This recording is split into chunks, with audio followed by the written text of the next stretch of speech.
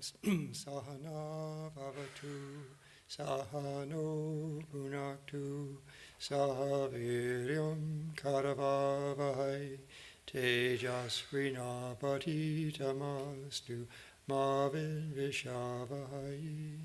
Om Shanti Shanti Shanti. May Brahman protect us. May he guide us and give us strength and right understanding. May love and harmony be with us all. Om, peace, peace, peace. And good evening.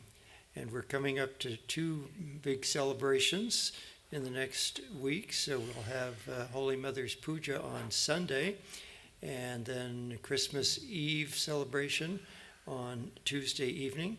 So we hope to see you all for both of those events. Speaking of Holy Mother traveled quite a bit, and she visited Swami Ramakrishnananda in the south. And there were a couple of notable incidences that happened on that trip. On the way, she met a young man who had converted to Christianity in order to marry a young lady who then promptly left him. So he was left devastated, and in those days it was very difficult to reconvert, you could say, to Hinduism, although we don't usually think of converting to Hinduism. In those days, that's the way they were thinking of it. So the Holy Mother met him and reinitiated him with a mantra, so he again was able to think of himself as a Hindu. Then when he got to the south, Swami Ramakrishna wasn't in very good health, but he still managed to be a very good host for Holy Mother, and she traveled to many places along in the south, and one was a Ramasita temple where there was an installation of a murti there, and she kind of slipped. She obviously is an incarnation of the Divine Mother, as Sita was, and she kind of slipped and said, "Oh, it's just the way it was when I put it there." And so one of her devotees overheard her, and she had to kind of brush it off and pretend she hadn't really said anything. So those were the two most notable incidences that happened on that trip. She initiated many people, many of whom said that they had had a vision of either her or Sri Ramakrishna in a dream, and not knowing the language of South India, they really couldn't communicate very well, but somehow people understood what she needed to tell them, and she understood what they needed to tell her. But she said that many of them said dream, and so she got the definite impression that many of these people that are seeking her initiation from her had a dream of either her or Sri Ramakrishna. All right, well, back to our story of Sri Krishna. We're coming into the part of the story that is probably the best known because it involves the Kurukshetra war and the giving of the Bhagavad Gita on the battlefield and so forth. So this part of the story is a bit more familiar, but of course Ramakrishnananda is going to give it some other details that we may not have heard before. So it'll be very interesting to see how he spins this part of the tale. All right, so we're going to start. If you're following along in a book, it's on page 206.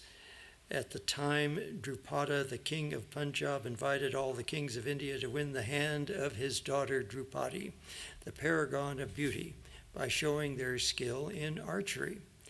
All right, would you like to read some of that paragraph? All kings flocked from all directions to win the beautiful girl Duryodhana. The king of the Kauravas, who had usurped the throne from its rightful owner, Yudhishthira, as sending him away with his 4 brothers to a distant place to be killed in a nefarious manner, also came with all his relatives and friends, desiring the band of Drupadi. There were with him the best of warriors and statesmen such as Bhishma, Drona, Karna, and many others. A target, in the form of a fish, was placed high up in the air.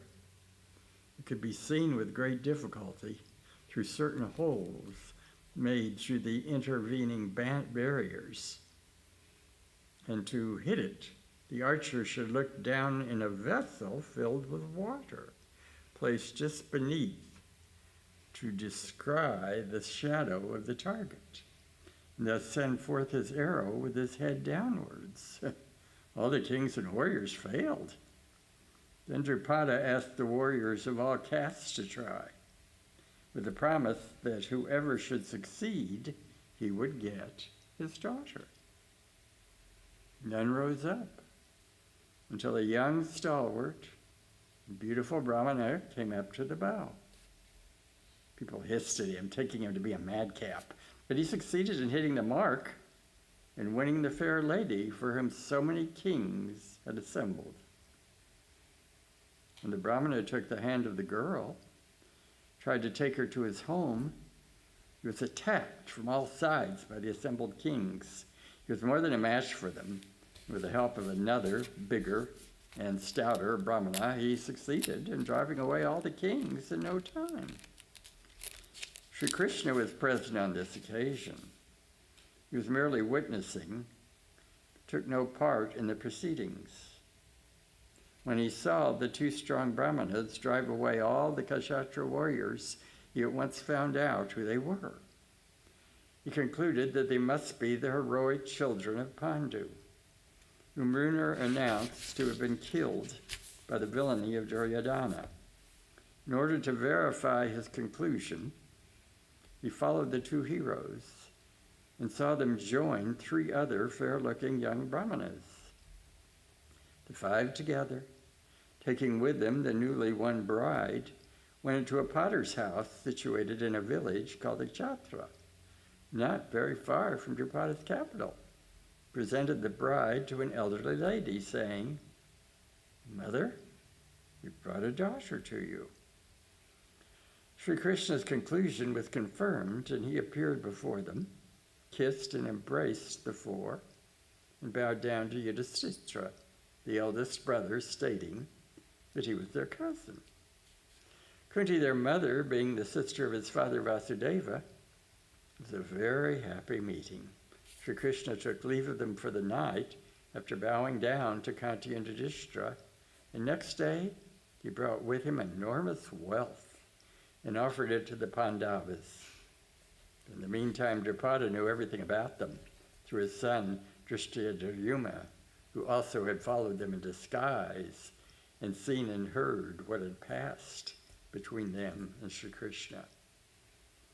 So early in the morning, he came and took them to his palace, where in the presence of all the Yadavas, headed by Rama and Krishna, the marriage was grandly celebrated.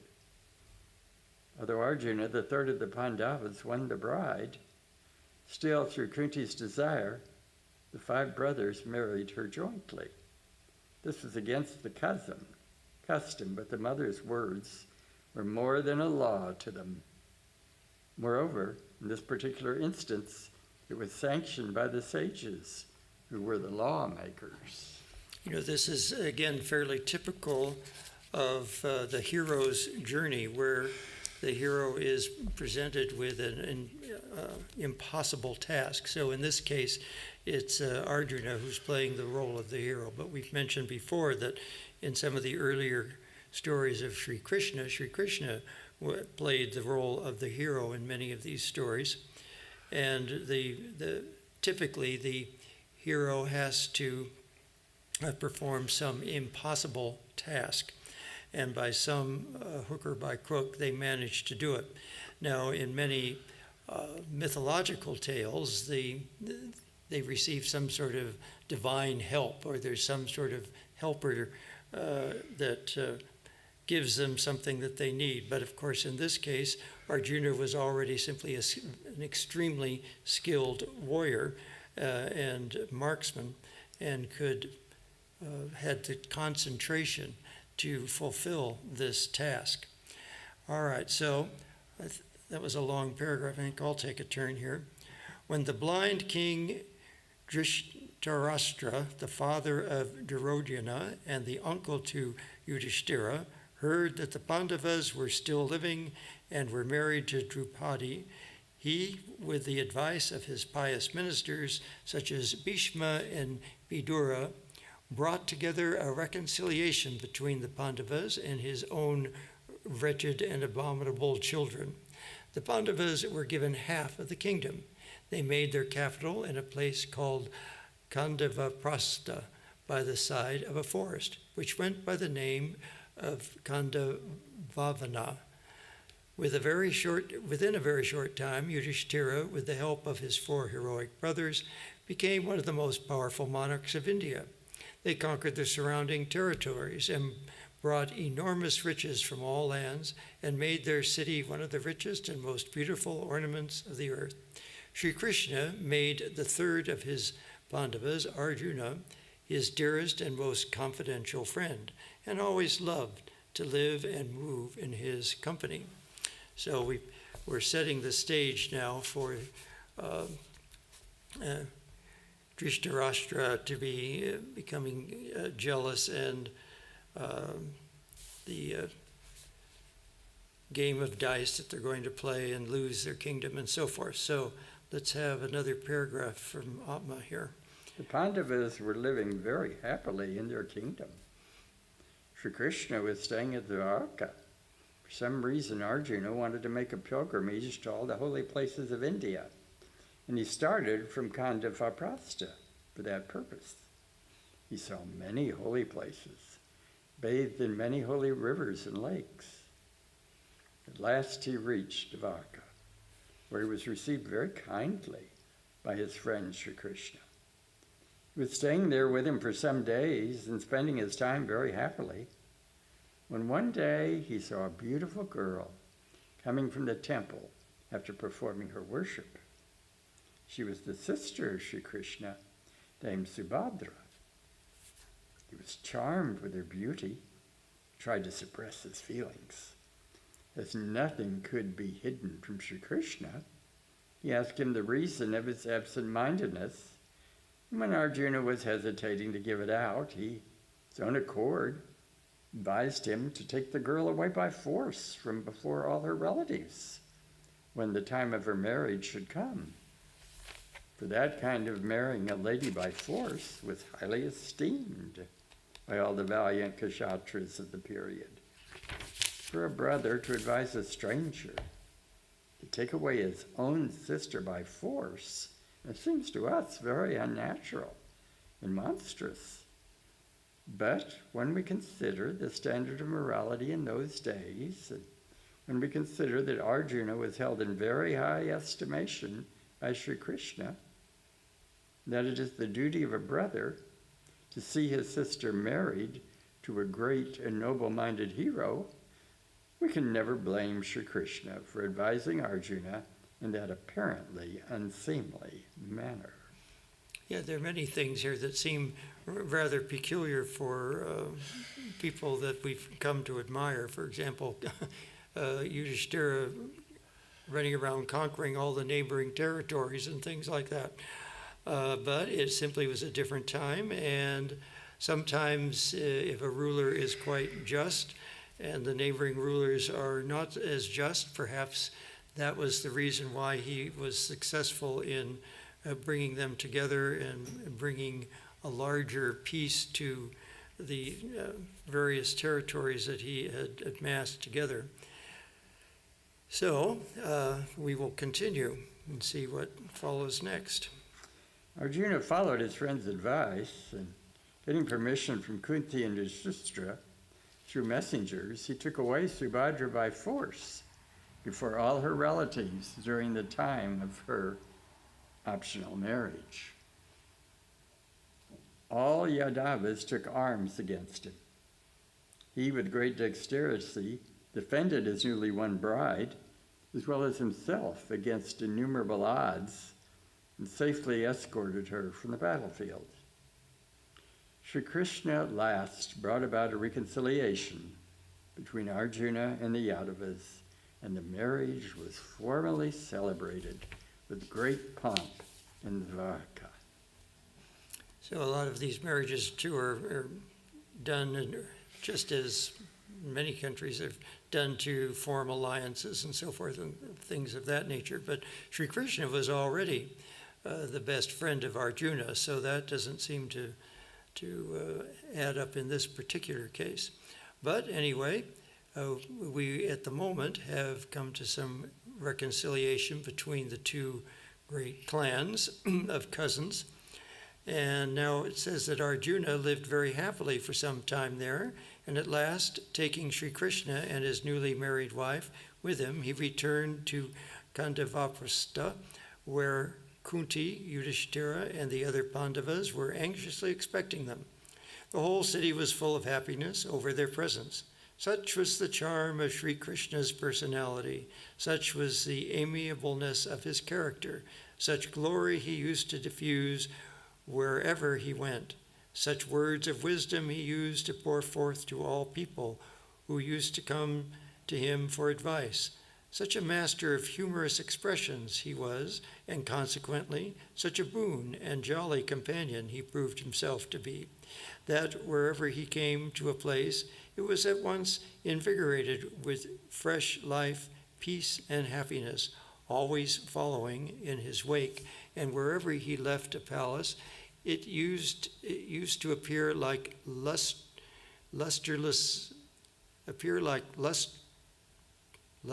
sun. So was it strange that incessant festivals should go on in the noble city of Yudhishthira during his stay.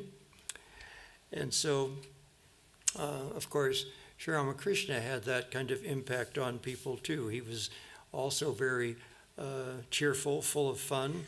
How many times in the Gospel of Sri Ramakrishna does it say, all laugh? So obviously there was a lot of humor in Sri Ramakrishna, and people were charmed just by his personality.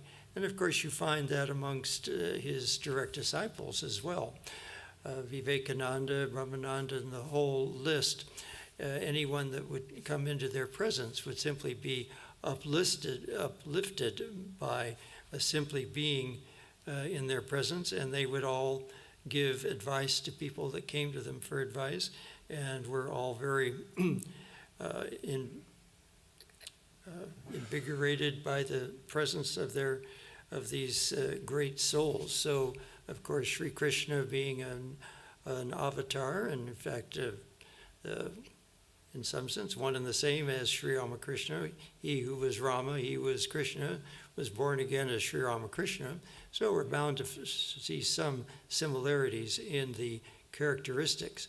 But it was a very different time, several thousands of years before the birth of Sri Ramakrishna, that this was taking place. So we're also bound to find many differences in the way people behaved and the kind of laws and moral standards that were in place in those times.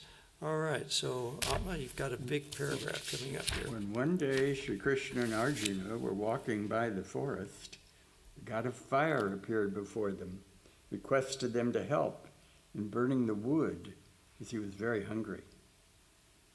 He tried several times previously, but Indra, to whom the forest belonged, had always prevented him from doing so by pouring incessant showers of rain upon him. If they would kindly prevent Indra from doing this, then he could appease his otherwise insatiable hunger by eating up the big forest. They took their bows and arrows, told the god to burn the forest. Fire raged terribly on all sides, and all the denizens of the forest began to fly away towards all directions. Sri Krishna and Arjuna prevented them from doing so with their arrows and offered them as sacrifices to the god. There was a demon whose name was Maya, also living in that forest. When he saw that fire was coming to swallow him up, he wanted to make his escape. But Arjuna prevented him. And when he came and took refuge at his feet, he was allowed to go wherever he liked. Indra, in the meantime, seeing that the fire had again encroached upon the territory, began to rain in all directions. But Sri Krishna and Arjuna prevented the rains from falling down upon the forest. This Indra got very much enraged and darted a big hill against the two in order to smash them under it. But they reduced it into powder. Indra tried to hurl his thunder against them. He was prevented from doing so by an unseen voice, stating that Sri Krishna and Arjuna were the incarnations of two ancient sages, Narayana and Narayana. Therefore, they should not be served in that way. Indra desisted and became their friend, and the hunger of fire was appeased.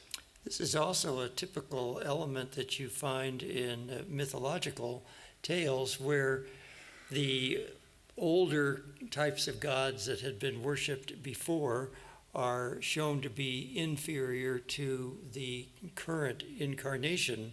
So the incarnation of Vishnu is going to be replacing the worship of deities like Indra as the primary focus of people's sacrifices and worships. And so this is a way that the civilization and culture is being raised, you could say, to a new level, whereas before there was a lot of emphasis in all sorts of types of sacrifices to appease this deity and that deity and so forth. And all these deities were very powerful, and Indra was the king of all these various devas.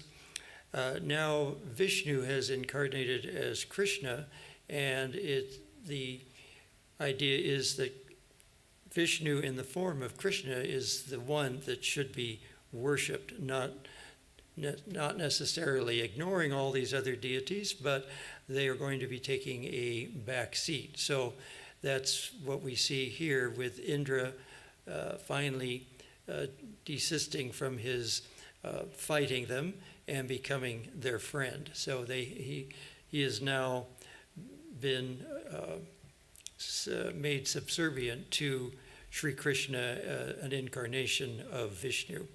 All right, that's... The demon, who was saved by the kindness of Arjuna, wanted to do some service to him. Arjuna did not like to be rewarded for doing his duty. When the former insisted upon doing something, he asked him to do some service to his friend Sri Krishna.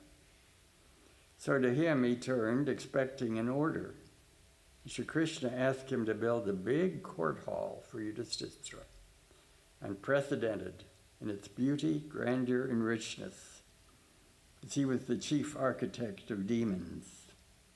Maya complied with his request and built such a grand court hall for the pious and holy king Yudhishthira that its like had never been seen by any man before.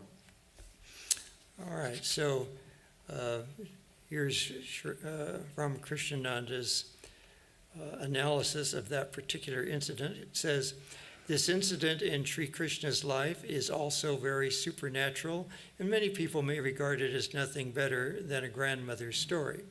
The chief cause of their arriving at such a conclusion is a strong belief in the dull, inert, inanimate, and unconscious nature of all matter and material forces. They do not believe that there is an intelligent force behind every particle of matter to regulate, guide, and keep it in its proper place.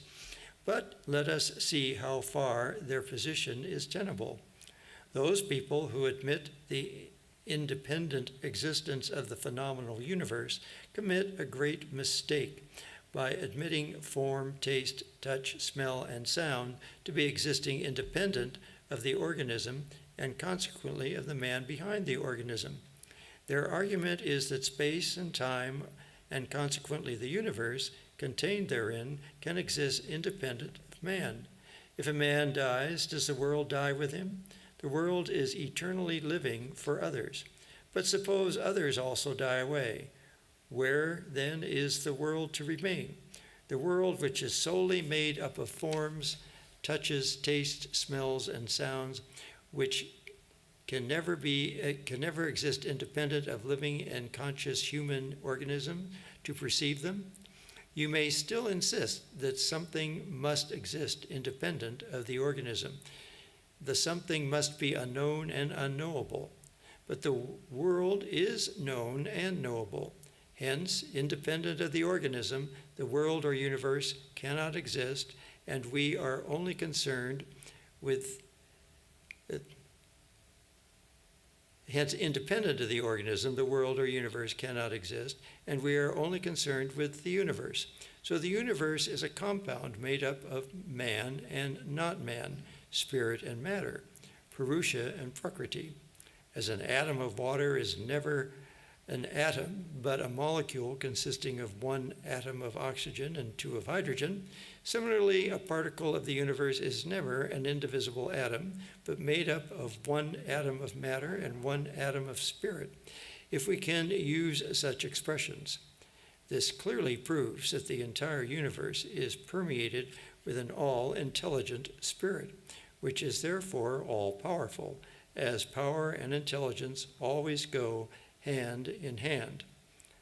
As the known and knowable universe is resting on space and time, which is infinite, it is also eternal and infinite, and all-permeating spirit must necessarily be eternal and infinite. I can pick up there. All right. This all-intelligent, all-powerful, eternal and infinite spirit goes by the name of God. If an individual man thinks himself to be limited in his physical, intellectual power, small in stature, and short in life, he cannot but worship, honor, and always pray to that all-powerful spirit. Because he is filled with many desires, he wants to get those desires fulfilled. And he naturally, and with good reason, hopes that if God wills, all his desires may be fulfilled in no time. For this reason, he wants to please God by worshiping him, or solely confides himself to his kind care and protection. He realizes that the more he loves him, all his cares and anxieties leave him, till at last, knowing him to be the best of all friends, he directs his whole soul towards him, and thus knows him to be the nearest and dearest to his heart. He forgets all earthly concerns and floats in the ocean of bliss divine, and forgets his individuality. He who wants to keep his individuality cannot grasp the infinite nature of God, for how can the finite contain the infinite? So he worships God in every glorious phenomenon, such as sun, moon, fire, lightning, rains. And God, who is all-permeating, all-powerful, fulfills the desire of these people by manifesting himself through these phenomena. Many such incidents we read of in our Upanishads to have taken place. When as man has learned to see God in everything, to him nothing in nature can be any more dull, dead, and inert. Everything appears to him to be living in God. Sri Krishna and Arjuna were such men. They were not like us, living in a dull, dead, and material world, so we cannot gauge the extent of their knowledge, even if we try. You want to pick it up? Yeah, this is, speaking of the infinite here, this paragraph is still going on. Hence, we should not find fault with them if they are concerned with such things or connected with such incidents, as to us appear supernatural and incredible. Beings like Sri Krishna, as we have already noticed, are made up of other stuff than what we are made of, so the laws that hold good with us will not hold so with them. Hence, we should always reserve our judgment regarding them if we do not want to be rash. Now, of course, this is a way of expressing the idea that consciousness pervades all things. God as existence, consciousness, and bliss. is the universe, has become the universe. It's in disguise. It's in the disguise by the veil of Maya, so we don't see that it's all made of one thing. But people like Sri Ramakrishna would tell us that it was made of all one thing. Vivekananda would tell us that. All the direct disciples that had that type of samadhi would tell us that everything is filled with consciousness. Sri Ramakrishna used to say, I see everything is like pillows filled with consciousness. So the names and forms simply are the vehicles for this all-pervading consciousness. And as we often said, Maya is made up of names and forms. That's why we don't see the all-pervading consciousness inside. And so it's quite natural to personify these various aspects of nature that seem to have various powers. This was the way religions started in general, really. If you look at the history of the world, virtually every culture in every part of the globe started worshiping aspects of nature, and very frequently it was the god of thunder and the god of rain and the god of a river goddess perhaps, or the sun and the moon. All of these things were personified energies of the universe, and that's perfectly natural to give those things a personification. Those personifications of nature's forces are one step in realizing the divinity that permeates all things, including us and all other beings that we encounter. So this is simply Ramakrishnananda's way of explaining that we shouldn't think of these things as different, that God is pervading all things, and so we can personify those energies as a particular deity. And then in the divine play of Maya, since Maya is made up of names and forms, you've got deities with names and forms, and so they can play parts in the drama. We are ready for another paragraph, which is not nearly as long. We've already heard about Jarasandha as one of the most powerful monarchs of the period, and as an inveterate enemy to Sri Krishna. He was in no way inferior to Kamsa and lawlessness, debauchery, and all sorts of vices. He was so cruel-hearted, desiring to be proclaimed the Emperor of India, he wanted to offer as sacrifice 100 kings. And for this reason, he was already able to procure 86 of them, whom he kept in prison like so many cattle. Sri Krishna wanted to save the lives of all those kings. In order to do that, Jarasandha must be put to death. He did not like to shed the blood of others on account of Jarasandha's villainy. So not wanting to meet him in a battlefield, he took Bhima and Arjuna with him, went directly to Jarasandha, half disguised, asked him for a duel, and told him he could select any one out of the three. Jarasandha preferred Bhima, seeing him to be stouter and stronger than the other two, for he was a good wrestler. So a wrestling match took place the next day, completely lasted for 15 days, till Jarasandha was killed by Bhima.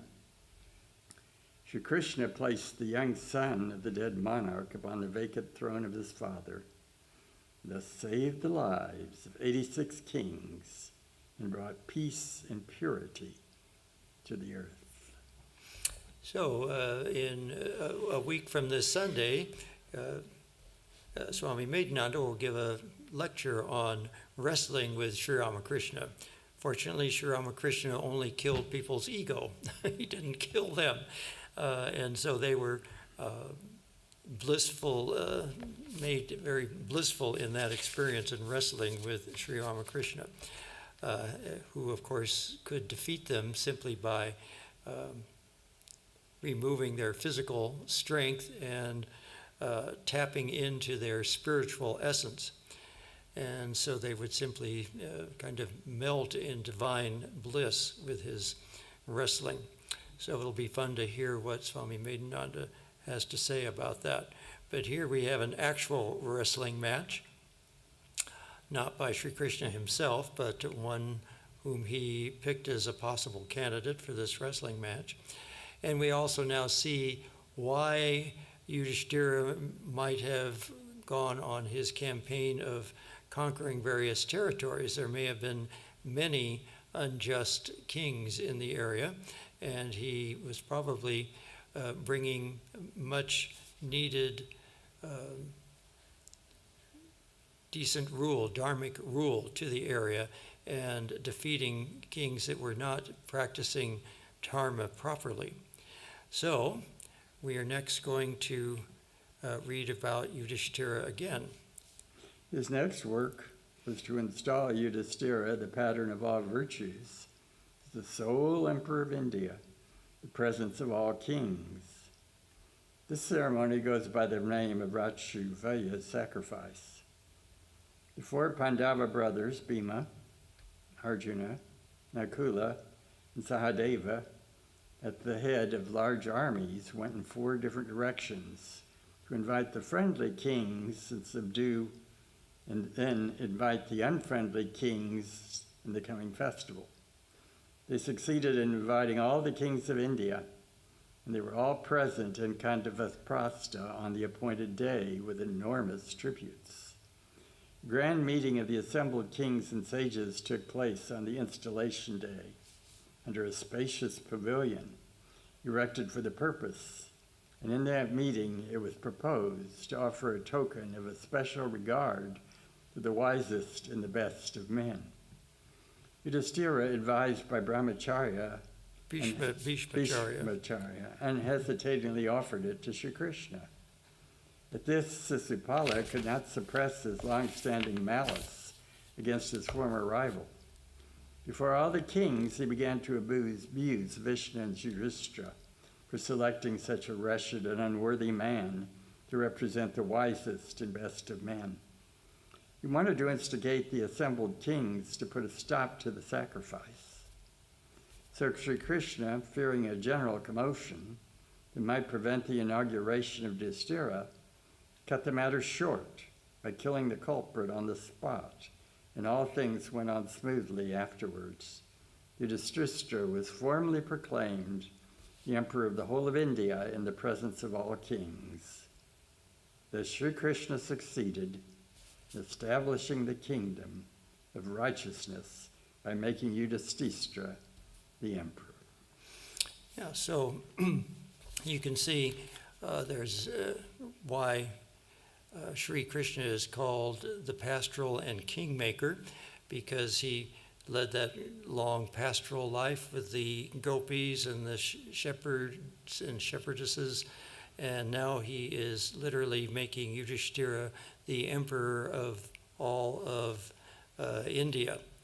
Now, of course, this is not going to sit well with some others, and so we will now read what happens next. Do you want to continue, or do you want me to continue? You go ahead. At the end of the sacrifice, when all the kings had gone away to their respective territories, Duryodhana, with his party, went to his own capital of Hastinapura.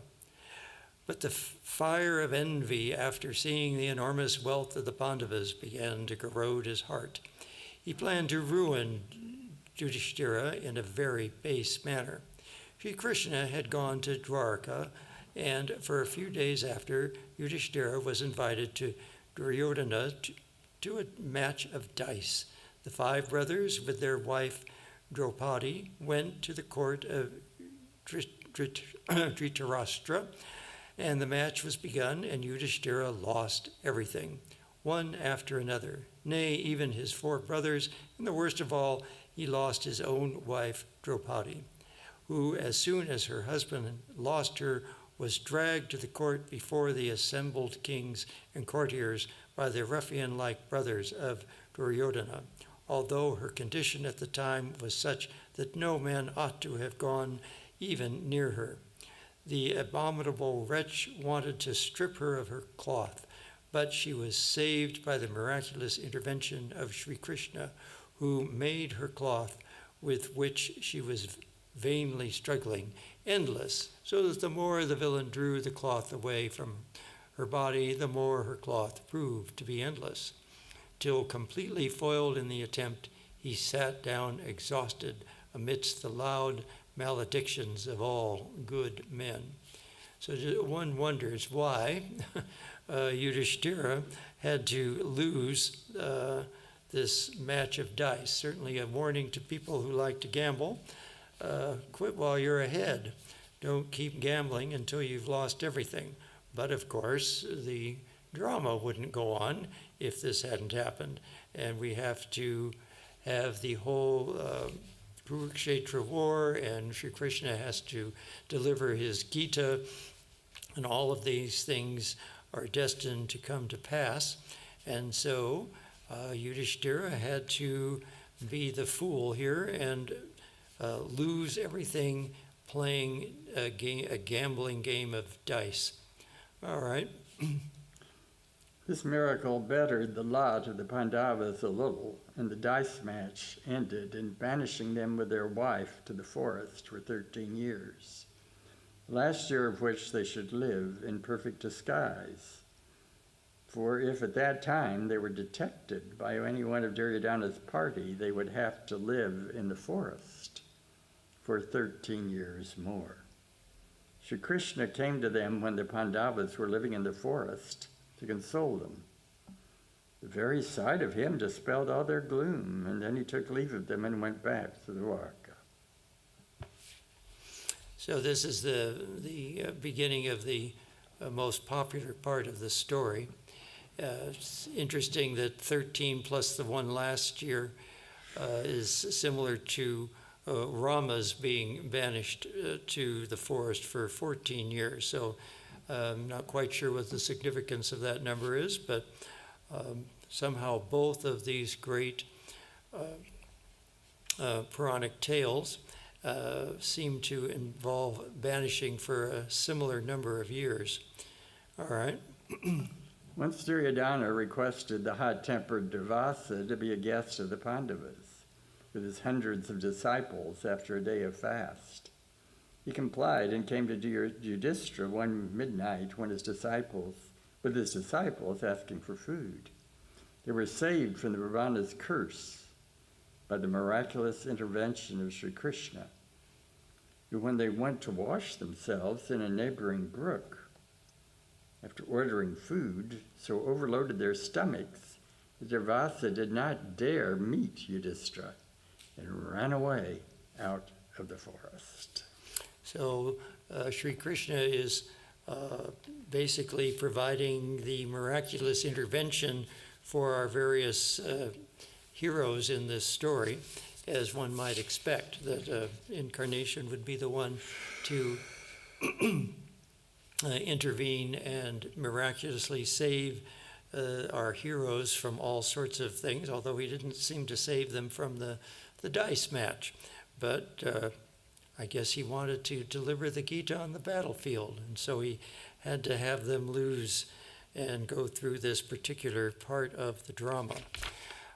This next paragraph again goes on for more than a whole page, so I think we will close here and again remind you to join us for the puja celebrating Sri Sarada Devi's birthday on Sunday, and join us for the Christmas Eve Christmas Carol program here immediately after Arati in the temple. And bring your best caroling voice with you and join in the caroling fun celebrating the birth of Christ. So we have two big birthdays coming up. Om Purnamada Purnamidam Purnat Purnamudachyate Purnasya Purnamadaya Purnameva Vashishyate. Om Shanti Shanti Shanti. Filled with Brahman are the things we see. Filled with Brahman are the things we see not. From out of Brahman floweth all that is. From Brahman all, yet is it still the same. Om, peace, peace, peace.